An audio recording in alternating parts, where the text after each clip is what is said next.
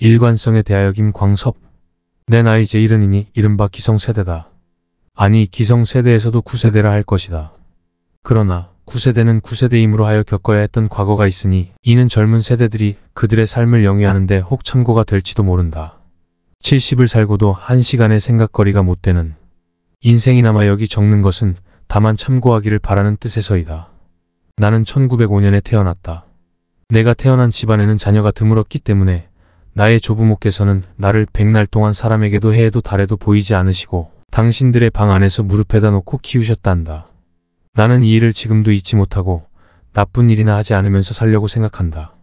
이것이 평범한 한 아기를 그토록 소중히 여기신 그분들께 최소한으로나마 보답하는 길이라고 믿는 까닭이다. 내가 이런 생각을 하는 데엔 또 하나의 까닭을 생각할 수도 있다. 내 우리 세대가 다른 사람의 가해를 너무 많이 받았다는. 내가 어렸을 때 우리 집 이웃에 서당이 있었다. 나는 거기 놀러 갔다가 칼을 찬 누런 폭색의 일본 헌병을 보았다. 그는 서당 아이들을 내쫓고 그 방을 썼다. 그 다음 날부터 나는 길에 버티고 서서 그를 보았다. 그리고 그는 한 어린이의 감시자가 되었다. 나는 그를 통하여 일본 제국주의의 이미지를 본 것이다. 내 사상의 씨도 그때 뿌려진 것이다. 그 다음에 나는 독립군, 의병의 이야기를 들었다. 아침에 일어나 보면 간밤에 다녀갔다는 귓속 이야기가 들렸다. 소녀는 무슨 장한 것을 남몰래 속에 품은 듯이 자랑스러웠다. 그 후 3.1 운동을 보았다. 이것을 본 것이 나의 인생길의 방향을 고정시켰다. 소녀는 이때부터 이순신이니 김옥균이니 하는 분들을 생각하게 되었다. 그 얼마 후 나는 서울에 가서 중등 교육을 받고 일본으로 건너가 영문학을 공부했다. 나는 열심히 공부했다. 그것이 나의 책임을 다하는 길이라고 믿었던 것이다. 그러나 만국민이기 때문에 당하는 괴로움, 그 수모는 형언할 수조차 없는 것이었다. 당시 토옥교원은 공산주의의 아성이었다. 나는 우리의 독립에 혹시나 도움이 될까 하여 한동안 그들을 넘겨다보기도 했다. 하지만 아무것도 기대할 수가 없었다. 나는 차라리 조용한 한 인간으로 살자는 생각도 했다. 그러나 힘이 없어 일제에 항거할 수도 없고 이 땅의 아들이라 순종할 수도 없는 그 가운데 미칠 듯이 달려드는 고민과 몸부림은 이것을 허락하지 않았다. 나는 마침내 항일 운동에 가담하고 만 것이다. 참으로 뼈저린 일본의 8년이었다. 학교를 마치고 서울에 돌아온 나는 극예술연구회에 들어갔다. 나는 물론 연극인이 아니다. 그러나 민족극을 수립해보고 싶었다. 민족극을 통하여 민족의식을 고취하고 싶었다. 지금으로서는 상상할 수조차 없는 참절비절한 현실이었으므로 이 소극적인 저항마저 쉬운 일은 물론 아니었다. 나는 또 한편으로 교편을 잡았다. 영어 교과서는 나의 큰 위안이 되었다. 바이런, 셸리, 키츠, 워즈워드 등의 시가 있었다. 나는 이 시들을 풀이하면서 민족을 이야기하고 자유를 말하고 그리하여 간접적으로나마 학생들에게 한국인임을 깨우쳐 줄 수가 있었다. 끊임없이 일경에게 불려다니면서도 나는 이 일을 그만둘 수가 없었다.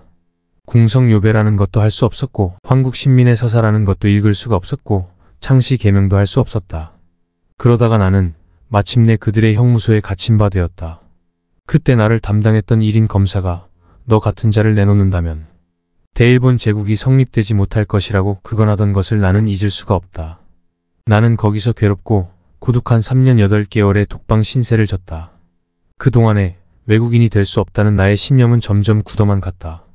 감옥에서 나오자 나는 곧 광복을 맞이했다. 비록 병상의 몸으로 남아 제국주의의 시체를 보면서 목청껏 만세를 불렀다. 내가 부른 만세는 새로운 것이 아니었다. 나는 어려서 본 3.1 만세의 이미지 그대로 부른 것이다.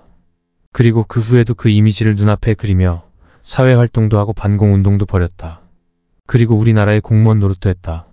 문득 어린 시절이 생각난다. 어린 나를 감시하던 그 일본 헌병, 소곤소곤 들리던 독립군 이야기, 어린 눈으로 바라본 3.1 운동, 이 일들은 모두 나의 어린 가슴 속에 민족사의 한 목표, 내가 향해서 걸어가야 할 목표를 설정해 준 것이었다. 돌이켜보면 나는 아무것도 이룩한 것이 없지만 그런 때로 이 한 목표를 향하여 일관하게 가는 길이라 별다른 후회가 없다. 오늘날 세계의 젊은이들 가운데는 방황하는 사람들이 적지 않은 것 같아. 그들은 이 시대를 매우 어려운 때로 보고 심각한 전환기니 상실의 시대니 하면서 고독해하고 또 이를 해소하기 위해서 남물을 즐긴다고도 한다. 그리고 이러한 풍조는 어느덧 우리나라에도 상륙하여 일부 청소년들이 이에 쏠리고 있는 듯하다. 아무리 생각해봐도 이것은 자기 방치다. 시대를 핑계 삼지 말아야 한다. 목적지가 없는 사람들, 목적지가 있어도 사명감이 없는 사람들, 오직 그들만이 시대를 핑계 삼아 불순하고 나약한 자기를 합리화하는 것이다. 우리는 이스라엘 족속의 이야기를 알고 있다. 그들은 모세의 인도로 애굽의 노예 생활에서 벗어나 가나안 복지를 향했다. 그러나 그리로 가는 도중에 그들은 어찌했는가? 좀 더 참지 못하고 추악한 난무 속에 휩쓸리고 말았다. 400년의 노예 생활에서 구제되는 날에도 자기를 찾지 못한 것이다. 이제 우리가 그들의 전철을 되밟아야 할 것인가? 우리는 명백한 목표가 있다. 안으로는 통일을 이룩하며 밖으로는 세계에 웅비해야 할 우리들이다. 그것이 또한 제군의 자기 실현이기도 하다. 이렇듯 명명백백한 목표가 있는데도 방황해야 할 것인가? 작은 생활 하나하나에도 경건한 태도로 임하여 한 발씩 한 발씩 우리들의 목표에 접근해 가야 할 것이다. 인생, 나는 이것을 잘 모른다. 그러나 무엇인가 일관된 것이 있어야 할 것 같다. 방황하는 것이 아니어야 할 것 같다. 더구나 남에게 괴롭힘을 많이 받은 우리의 인생은 이것이 첫째 자기 구제인 것이다.